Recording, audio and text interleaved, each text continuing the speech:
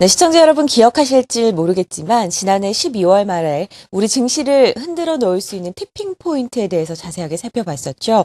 그중에서도 첫 번째로 글로벌 환율 전쟁을 꼽아드렸었는데 현실화되고 있는 흐름이 나타나고 있습니다.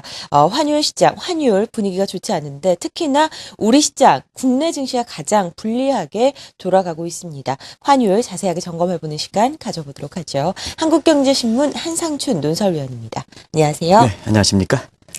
벌써 국내 증시에서는 환율 쇼크라는 용어까지 나오고 있다고 하죠. 외환 시장이 어떤 움직임을 보이고 있는지부터 좀 살펴볼까요? 네, 대부분 통화에 대해서 원화의 절상폭 이렇게 따져보면 지금 말씀대로 환율 쇼크다, 또 환율 쇼크 트라우마다 이런 표현이 나올 정도로 절상폭이 기업이 대응하지 못할 정도로 상당히 빠르다 이렇게 보시면 됐습니다. 네. 사실상 지금 국제외환 시장에서는 엔달러 환율이 빠르게 상승하고 있죠. 그래서 아베 정부 들어오기 이전에 한 78원대에서 지금은 자막에 나오고 있습니다는 89원대. 이 환율의 상승 속도가 상당히 빠릅니다. 그만큼 미 달러에 대해서 엔화가 약세라는 얘기죠. 이 틈을 타서 원달러 환율은 많이 떨어지고 있는데요. 같은 시점에 1113원에서 지난 주말엔 1054원 정도 네. 상당히 많이 떨어지고 있죠. 원엔 환율은 엔저를 반영해서 1426원에서 1183원. 지금 보면 한 240원 정도 이렇게 떨어진 상태에서 이 기업들이 대응하지 못하거든요. 네. 그리고 원 위안화 같은 경우에는 177원에서 169원 정도에서 자막에 117원을 나오고 있습니다. 177원 정도로 해서 네네. 이조차도 한 80원 정도 네 자릿대로 따진다면 다른 환율과 비교해서 상당히 거의 모든 통화에 대해서 원화가 강세를 보인다 이렇게 네. 보실 수 있습니다. 사실상 같은 글로벌 환율 전쟁 아래에 있음에도 불구하고 우리나라가 가장 불리하게 나타나고 있습니다. 제가 모두에도 말씀드렸듯이 왜 이런 현상이 발생하는 건가요? 우리가 환율을 결정할 때는 펀더멘탈한 측면이 있고요. 경제 성장률 격차라든가 금리 차라든가 이런 펀더멘탈한 측면이 있고 정책적 요인이 있는데요. 최근에 보면 정책 당국이 외환시장 움직임을 주목해야 되는 것은 정책적 요인이 더 강하다 이렇게 보실 수 있습니다. 네. 그래서 지금 국내 외환시장에 이렇게 안정을 이을 때는 정책 당국이 그 어느 때보다도 사실상 굉장히 중요한 대응 시점이다 이렇게 보여지는데요. 아시겠습니다. 정책적 요인이라는 것은 미국의 달러 약세 정책이 시간을 가면 갈수록 더 강도 있게 이렇게 가는 것 같습니다. 그래서 연초 이후에 중심 통화 입장에선 달러 약세가 세계 환율 전쟁을 붙이다 보니까 미국에 대해서 비난을 상당히 많이 이렇게 하는 상태인데도 불구하고 네. 오히려 시간이 가면 갈수록 달러 약세 정책을 더 이렇게 유도하는 상황이거든요. 여기에 아베식 소위 엔고 저지책이 가세해서 글로벌 환율 전쟁을 촉발시키는 상태이고요. 중국도 위안화가 사상 최고치를 기록하고 있습니다는 이 절상폭으로 보면 한국보다 더 떨어집니다. 그만큼 이제 견딜 수가 있다는 얘기죠. 그에 대해서는 달러 약세에 저항이 되기 때문에 그렇다 이렇게 보시면 되겠거든요. 그러나 한국에 이렇게 보면 가장 소극적으로 대처하고 있습니다. 그래서 다른 국가들은 자국 통화 약세를 위해서 정책적으로 자국의 이익을 중심에서 이렇게 밀어붙이는 이러한 상황인데도 불구하고 한국이 우려를 표했지만 정책 단계에서 나오는 환율 하락에 대한 저지책 같은 경우는 아직까지 그렇게 눈에 띄게 나오지 않거든요. 네. 이런 것이 결국은 사실상 원화가 모든 통화에 대해서 절상을 부리고 기업이 환율 쇼크다 이렇게 아우성치는 이런 가장 큰 배경이다 이렇게 볼 수 있습니다. 한 가지 궁금한 점을 살펴보면 지금 거의 모든 통화에 대해서 원화가 강세라고 말씀을 하셨는데 경험적으로 어떤 나라의 통화가 강세인 이유는 경제가 좋기 때문에 강세인 경우가 많거든요. 그런데 우리나라는 현재 분위기가 좋지 않습니다. 왜 이런 건가요? 네, 어려울 때일수록 기본이 상당히 중요합니다. 네. 그러면 통화 가치도 가장 기본은 뭐냐? 역시 경제 성장률 같은 경제 여건이다 이렇게 보시면 되거든요. 아마 시청자 여러분들 이것은 잘 아실 거로 봅니다. 그러면 한국 경제가 이렇게 모든 통화에 대해서 원화가 강세가 될 만큼 좋으냐 하는 이 측면을 본다면 사실 지난해 한국은행 추정치 보면 우리 경제 성장이 2.1%입니다. 굉장히 낮죠? 그리고 한국은행 본인들이 전망한 수치를 보면 2.8% 올해 성장률을 3%를 밑으로 나래진 상태거든요. 네. 그러면 이론상으로 본다면 우리 경제가 이렇게 풀어가기 위해선 다른 국민의 세금 걷어서 가뜩이나 어려운데 세금 걷어서 이렇게 경기를 부양하고 이런 정책보다는 사실상 그렇습니다. 경기 부양이 필요한데도 불구하고 우리가 지난주에 보면은 금리를 동결하는 이런 모습을 보이고 있거든요. 더더구나 그렇습니다. 미국과 원달러 환율 관계로만 하더라도 사실상 미국의 그 경제 성장률이 지난해 그 3분기에 3.1%에서 한국보다 미국이 2배 이상 잘 사는 고 경제 발전 단계로 본다면 거의 청소년 장년기에 해당되기 때문에 사실상 성장률이 높이기도 어려운 이런 그 상태에서 미국은 3분기 성장률을 하지만 3.1%, 네. 한국은 2.8%. 그렇죠. 그러면 당연히 원화가 약세가 돼야 되는데 불구하고 원화가 그 강세가 되다 보니까 자, 일본처럼 우리도 경제 여건이 안 좋은 속에 원화가 강세되는 소위 그 UC 버클리의 Very Eichenberg가 얘기한 Cause under the safe haven, 안전통화의 저주에 걸리는 게 아니냐 하는 이런 우려와 함께 한국도 일본에 대한 우려, 그 다음에 성장에 더디는 우려, 이게 빠르게 증시를 중심으로 해서 확산되고 있는 상황이 다 보실 수 있습니다. 이렇게 된다면 이번 한국은행의 조치에 대해서 사람들이 좀 갸우뚱할 수밖에 없죠. 일부에서는 한국은행의 이번 금리 동결을 좀 강도 높게 비판하고 있다고요. 모 신문사 보면 지난 토요일자에 한국은행이 1000개구리씩 이런 표현을 썼어요. 일면 톱에. 이런 것이 이제 지금의 시장과 아마 국민들도 대다수가 이런 쪽에선 이해되지 못하는 조치가 아닌가 생각합니다.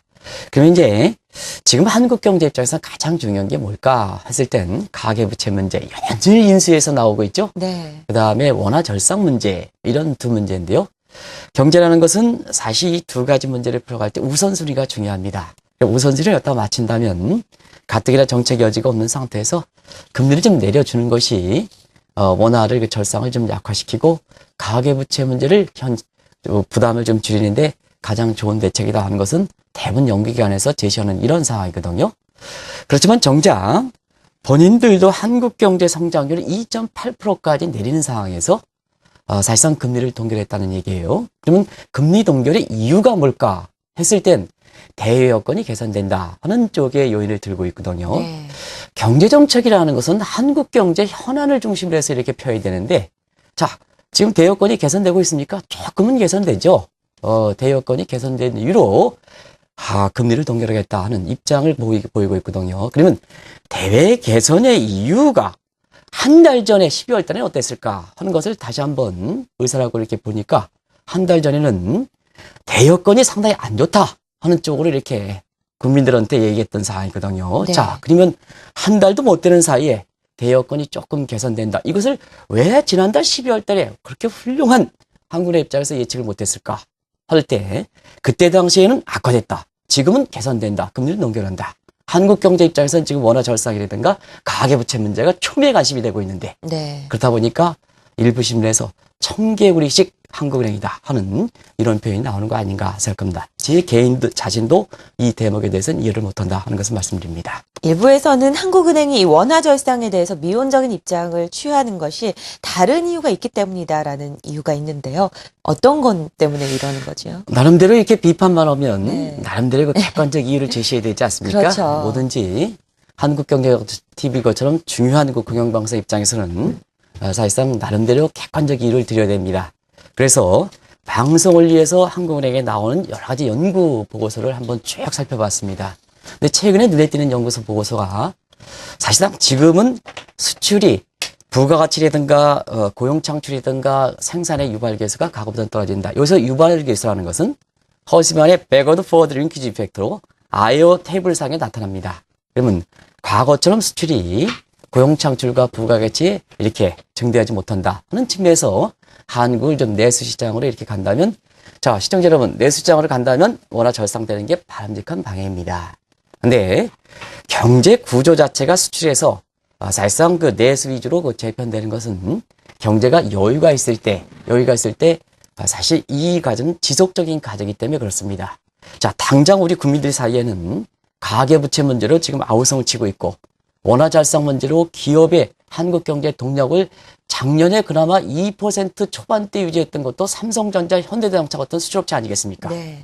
이런 게 아우성 치는데, 자, 내부적으로는 아주 장기적으로 효과가 나는 내수의 재편 문제를 들어서 사실상 원화 절상으로 한다면 이조차도 이해되지 못하는 대목이거든요. 아무튼 간에 여러 가지 이유를 들어서 지금은 상당 부분 경제 성장률을 본인 자신이 2.8% 떨어뜨린 상태에서 금리를 동결한 조치에 대해서는 상당히 이해가 되지 않는다 하는 것을 말씀드립니다.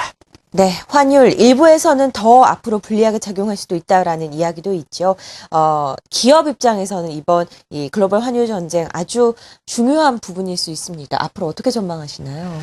이 대목이 정책적으로 더 필요한데요. 왜냐하면 뭐든지 통화 정책이라는 것은 선제적 대책이 상당히 중요하지 않습니까? 그러면 지금도 불리한데 앞으로 어떻게 불리할까 하는 측면을 말씀드리면 오바마 정부 집권 이기에는 리쇼링 정책으로 인해서 사실상 오히려 달러 약세 정책을 더 강도 있게 이렇게 갈 거로 이렇게 보고 있습니다. 네. 그리고 아베 정부 입장에서는 이미 지금 나오고 있습니다는 한국경제신문의 국제면 톱에 이렇게 보면 아베 정부가 20조 이상의 뉴딜 정책을 추진하겠다. 그 골자는 엔거 저지를 위해서 또 효과를 발휘할 수 있는 것이 골자로 되고 있습니다. 그리고 지금 중국도 3월 달에 시진핑 시대가 공식으로 오면 사실상 그 내부적으로 보면 불균형에서 균형성장으로 가지만 균형성장 이전에 지금의 당면한 문제가 수출이 많이 타격을 받다 보니까 역시 중국 중심의 막대한 위안부 가지고 사실상 그 대규모 달러 공급, 대규모 양적 완화 정책을 추진하는 이런 움직임을 보이는 상태거든요. 네. 그런 상태에서 오면 지금 상태에서 지금 우리나라의 외환 시장이 상당히 불리합니다는 앞으로 시간이 가면 갈수록 이게 쉽게 풀리지 않는다 하는 얘기거든요. 그래서 그 어느 때보다도 환율을 조정하는 문제는 여러 가지 각도가 있습니다는 정책적으로 빨리 대응이 필요하지 않느냐 하는 이런 것이 시급성을 더해준다 이렇게 볼 수 있습니다.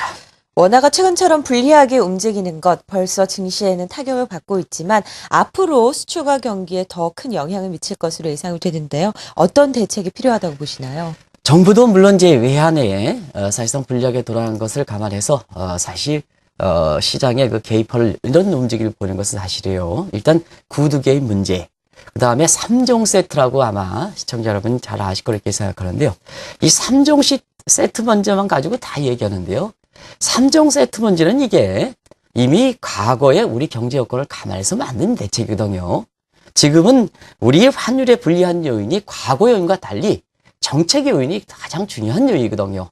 정책 요인도 시장이 협조를 구하는 게 아니라 사실상 정책 단계 주도적으로 추진하는 이런 요인에 의해서 정책이라는 것 그때그때 여건에 따라서 변화이 되기 때문에 적절한 대책이라는 것은 과거의 적절한 대책도 지금 와서는 여건이 받았으면 적절한 대책이 아니라는 의미입니다. 그런 관점에서 보면 지금은 주변국의 경제정책에 맞게끔 외환정책에 맞게끔 한국의 정책도 바뀌어야 되는 게 아니냐 생각하는데요. 자꾸 3종 세트만 왔다 갔다 주물럭 하면 이게 이렇게 불리하게 돼서 사실상 수출기업 입장에서는 굉장히 좀 아우성치는 이런 입장이거든요. 그런 각도에서는 다른 국가와 마찬가지로 정책 대응할 때는 정책 대응을 비슷하게 가져가야 됩니다. 글로벌 추세에서는 공조하려는 게 우리 시장의 움직임만 공조합니까? 정책도 공조화되는 것이 사실상 네. 우리가 외환시장에서 불리하게 돌아가는 것을 방지할 수 있다는 얘기거든요.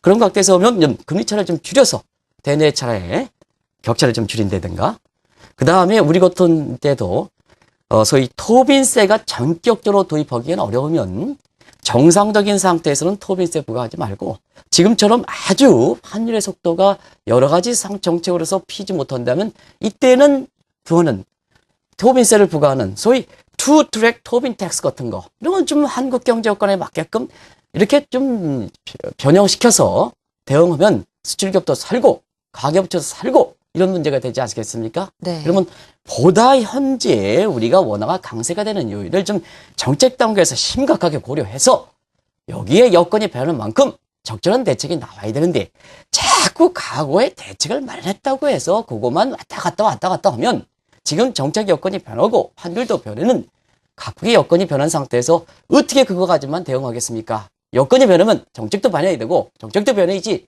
국민들이 사는 겁니다. 그런 차원에서 지난 주말에 한국은행 조치에 대해서는 좀 한 번쯤 정책 당국이 조치만 나고 끝났다 이렇게 생각하지 마시고 왜 이게 시장에 평가받고 왜 비판을 많이 받는지 그걸 다시 정책을 피드백해서 다음에 좀 정책할 때는 제발 국민 입장에서 정책을 좀 추진하실 진심으로 바라겠습니다. 네. 네, 그런 측면이 차기 정부의 최고 책임자께서 아마 국민과 소통하는 정책에 가장 바람직한 정책이 아닌가 생각합니다. 네.